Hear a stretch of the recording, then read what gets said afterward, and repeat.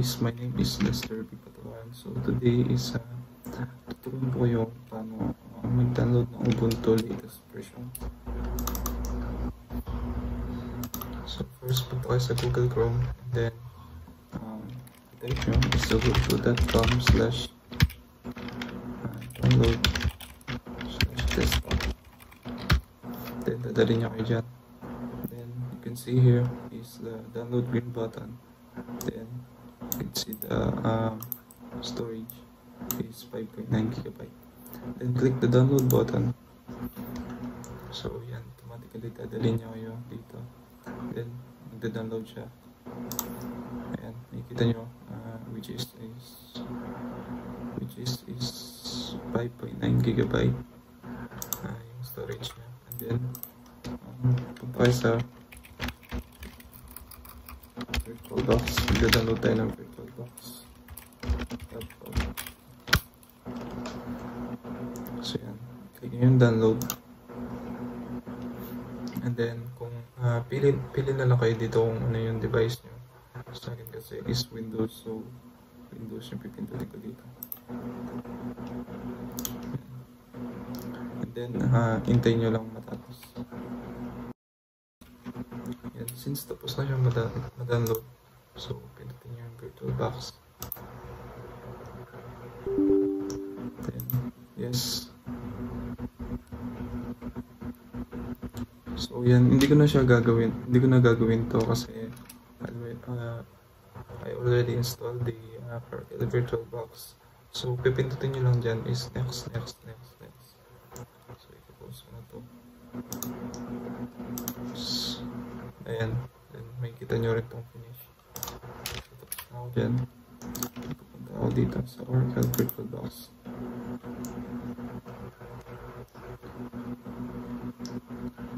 Then ito pala is huwag nyo nang pansinin to kasi natapos ko na itong pag-practicean, which is rin-recommend ng professor namin is i-practice muna bago i-upload. And then ito, so kung nyo papansinin to, i-click nyo yung new. Then gawa tayo ng bagong, papakita ko sa inyo paano gumawa ng bagong file machine. Ito, halimbawa Ubuntu 4. Then ilagay nyo saan nyo gustong ilagay yung file. Ito, pili kayo dyan. So ako dito na lang sa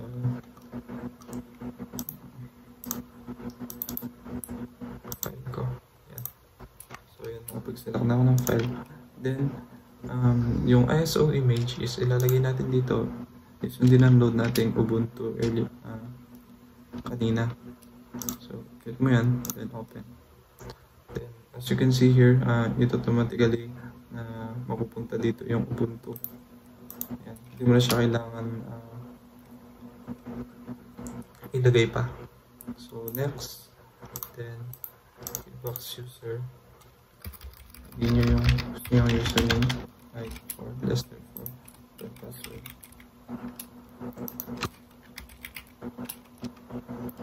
Then dito, di nyo na kailangan palitan to. Optional na lang to kung gusto nyo pang palitan. Next. Then ako preferably would go for 8,000. And then number of CPUs. Yung sa akin kasi tinatansya ko lang din yung power ng PC ko. So I'm going just for 2. So here, sa this size, ganoon din. Hindi ko siya pwedeng sobrahan kasi dumidepende din ako sa lagay ng PC ko. So yan, nalagay ko lang siya sa 20 GB. Next, then finish.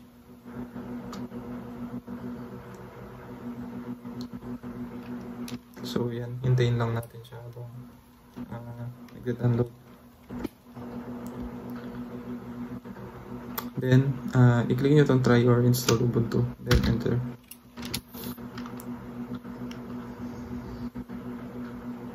So, para mabilis tayo guys, kasi ito, matagal siya. So, i-close ko na to. Ayan. gagamitin ko itong Ubuntu 3. So, ganun lang din siya. Pero ito kasi, tapos ko na siyang kumbaga, tapos na lahat siya mag-loading. So, hindi na natin hihintayin na matagal. So, ito, start.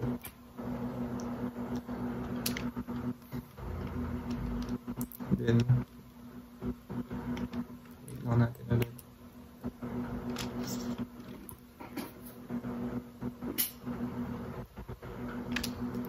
So, dito sa Ubuntu, kapag nag-install kayo, kailangan nyo din ng patience since matagal talaga siyang i-install.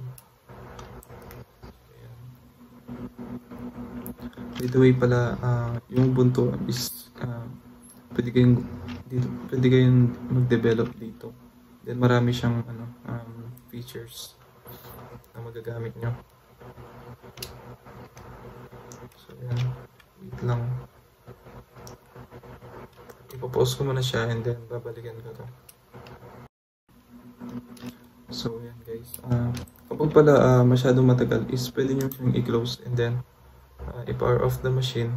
Then ulitin nyo lang yung ginawa natin kapag i-open natin yung virtual machine na ginawa natin, which is itong Lester 3. Enter your password.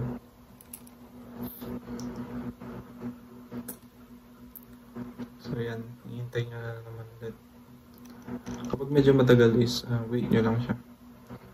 Kaya kapag sobrang tagal, yun nga, recommend ko na ulitin nyo na lang siya. Pero feel ko sa akin, so yun, kapag wala kayong makitang gantong itong disk icon, punta lang kayo sa devices, then insert addition CD image, yun lang. And then kapag pinindot nyo yan, may makikita kayong run software. Yan, ito. So bago nyo pindutin yan, pupunta muna tayo sa terminal. Then gamit tayo ng sudo apt-get.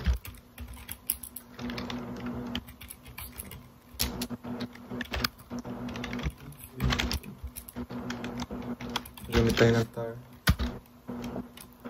Your password. So yun, remade niya na. Then close natin to. Punta na tayo dito. Then run software. Papakita siya ulit ng access. Pixel 9.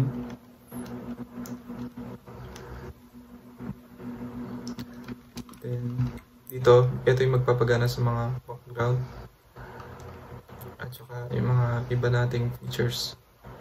So yan.